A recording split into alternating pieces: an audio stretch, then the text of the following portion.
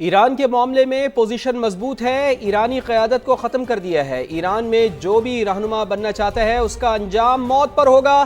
امریکی صدر Donald Trump کا کہنا ہے کہ ایرانی میزائل اور لانچرز کا صفایا کیا جا رہا ہے۔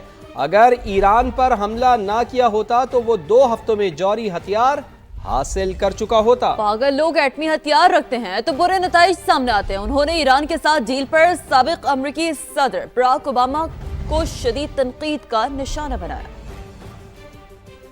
We're going to continue to do well. We have the greatest military in the world by far, and that was a tremendous threat to us for many years. 47 years they've been killing our people and killing people from all over the world. And if we didn't terminate the worst deal, one of the worst deals ever made, the Obama nuclear deal, I call it the Obama nuclear deal, where he gave everything to Iran. So we're in a very strong position now, and their leadership is just rapidly going. Everybody that seems to want to be a leader, they end up dead. I can say, and you see it as well as I do, you see the tremendous progress that's being made. Their missiles are being wiped out rapidly. Their launchers are being wiped out. They're attacking their neighbors. They're attacking their, in some cases, allies, or not so long ago allies. If we didn't hit within 2 weeks, they would have had a nuclear weapon. امریکی Saint نے ایران کے خلاف جنگ روکنے کی کوشش ناکام بنا دی۔ سینٹ میں صدر ٹرمپ کے جنگی اختیارات محدود کرنے کی قرارداد مسترد کر دی گئی۔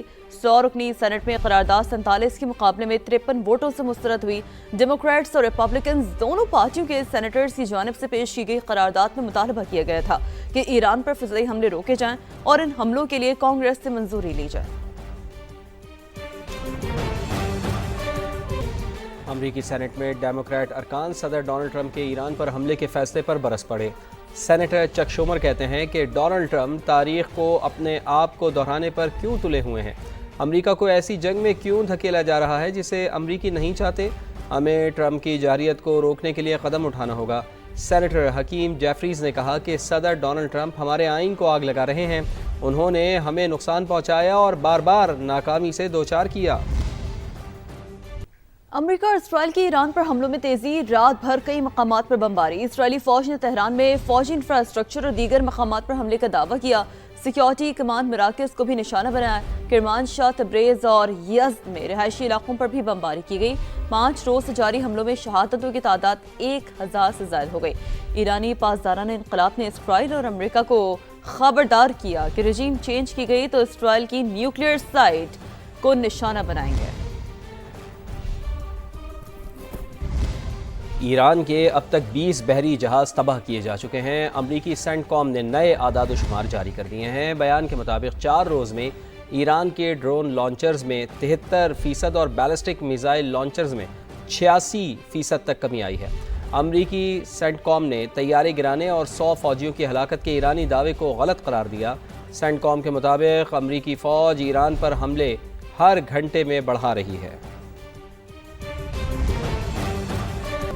ایران کی جوابی کارروائیاں، اسرائیل کے مختلف علاقوں میں میزائل اور ڈرون داغتے۔ تل ابیب، حیفا اور یروشلم میں سائرن بج اٹھے، شہریوں کی دوڑیں لگ گئی، بنکرز میں پناہ لے لی۔ حزب اللہ نے اسرائیلی فوجی مراکز کو نشانہ بنایا۔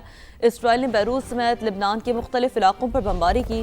تازہ حملے میں 3 شہری شہید اور 8 زخمی ہو گئے۔ شہادتوں کی تعداد 75 ہو گئی۔ اسرائیلی جارحیت کے باعث 18000 لوگ بے گھر ہو گئے۔ سعودی وزارت دفاع کے مطابق الخرج شہر کے قریب 3 کروز میزائلوں اور 3 ڈرونز کو تباہ کر دیا گیا۔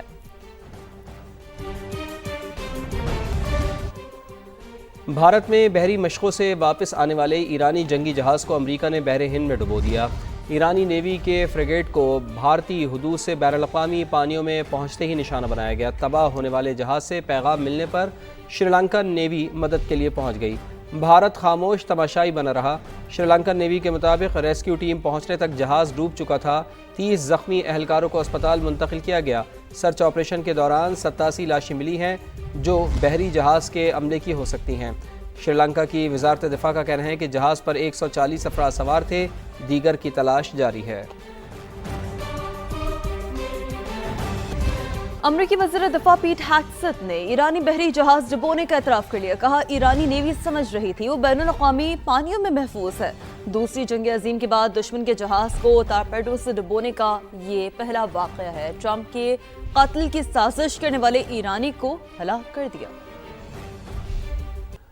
امریکی انٹیلیجنس دیکھ رہی ہے کہ ایران میں خامنائی کے بعد کون آئے گا، پھر دیکھیں گے کہ کیا ہوتا ہے۔ وائٹ ہاؤس کی ترجمان کیرولائن لیوٹ کی نیوز بریفنگ۔ کہا آبنائے ہرمز پر ایرانی گرفت جلد ختم کرنے جا رہے ہیں۔ امریکہ خود آبنائے ہرمز میں آئل ٹینکرز کی نگرانی شروع کرے گا۔ امریکی ٹی وی نے دعویٰ کیا ہے کہ کرد ملیشیا نے ایرانی سرحد کے قریب زمینی کارروائی شروع کر دی ہے۔ امریکی میڈیا کا کہنا ہے کہ ایرانی وزیر خارجہ عباس عراقچی نے کرد رہنما کو فون کیا، جس میں انہوں نے کسی تیسرے فریق کو صورتحال کا فائدہ اٹھانے نہیں دیں گے، یہ کہا۔ پاسداران انقلاب کی جانب سے کرد ملیشیا پر میزائل حملوں کا دعویٰ کیا گیا ہے۔ عرب لیگ نے ایران کی جانب سے ہمسایہ ممالک پر حملے عالمی قوانین کی خلاف ورزی قرار دے دیے ہیں۔ عرب لیگ کے سیکرٹری جنرل احمد ابو الغیث نے کہا ہے کہ ایران کے عرب ممالک پر حملوں میں شدید تشویش ہے۔ ان حملوں سے ایران اور عرب ممالک کے تعلقات پر گہرا اثر پڑے گا۔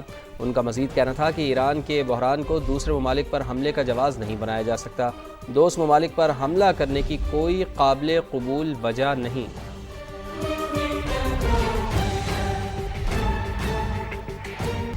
قطری وزیر اعظم سے ایرانی وزیر خارجہ عباس عراقچی کا رابطہ ہوا ہے۔ مشرق وسطی کی صورتحال پر تبادلہ خیال کیا گیا۔ قطری وزیر اعظم نے کہا ایران نے ایئرپورٹ سمیت اہم تنصیبات پر حملے کیے، انڈسٹریل زون میں LNG پلانٹس پر بھی میزائل داغے، شہری اور رہائشی علاقوں کو بھی نشانہ بنایا۔ عباس عراقچی کا کہنا تھا کہ ایرانی میزائل حملے امریکی مفادات پر مرکوز تھے، ریاست قطر کو نشانہ نہیں بنایا گیا۔ قطری وزیر اعظم نے کہا کارروائیاں ایران کی جانب سے صرف تناؤ بڑھانے کی کوشش ہیں اور ان میں کسی قسم کی حقیقی امن خواہش یا تنازع حل کرنے کا ارادہ نہیں۔ حملے فوری طور پر روکے جائیں۔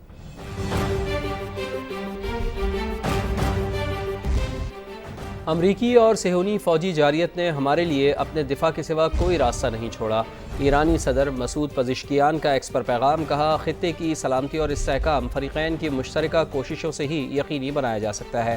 ہم ہمسایہ اور برادر ممالک کی قیادت کا احترام کرتے ہیں۔ برادر اور ہمسایہ ممالک کے سربراہان نے جنگ سے بچنے کے لیے سفارتی ذرائع سے بھرپور کوششیں کی ہیں۔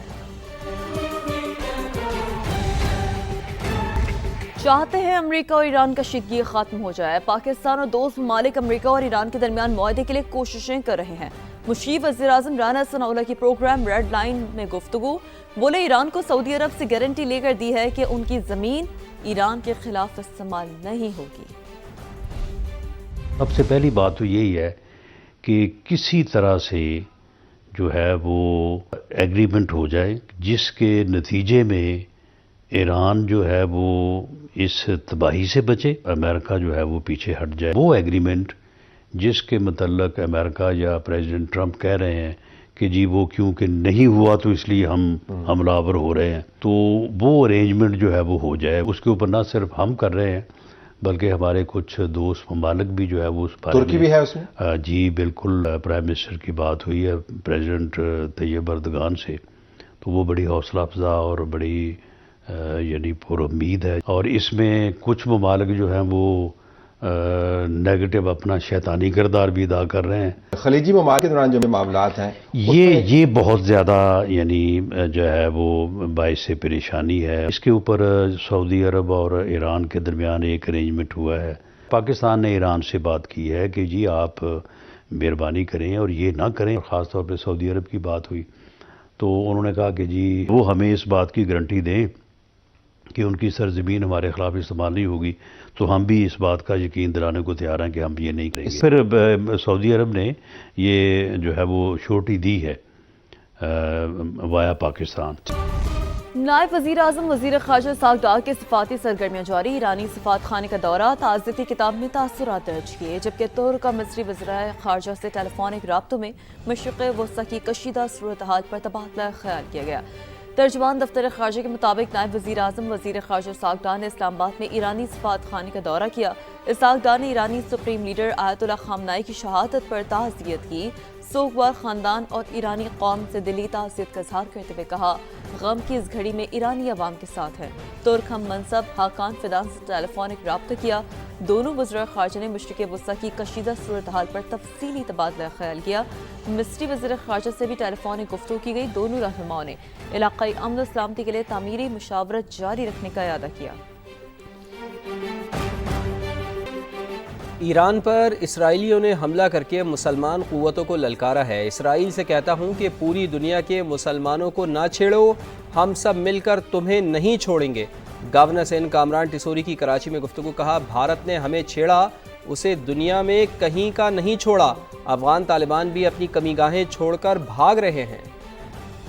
ایران پر یہودیوں نے، اسرائیلیوں نے حملہ کر کے ایک بار پھر مسلمان قوتوں کو للکارا ہے۔ میں کہتا ہوں کہ اسے نہ چھیڑو، اگر چھیڑو گے تو ہم سب مل کر تمہیں چھوڑیں گے نہیں۔ جب بھارت نے ہمیں چھیڑا تو ہم نے اسے بھی نہیں کہیں کا چھوڑا۔ ہم نے وہ مزہ چکھایا ہے افغان میں موجود دہشت گردوں کو کہ وہ بھی اپنی تمام جو کمین گاہیں تھیں انہیں چھوڑ کر بھاگ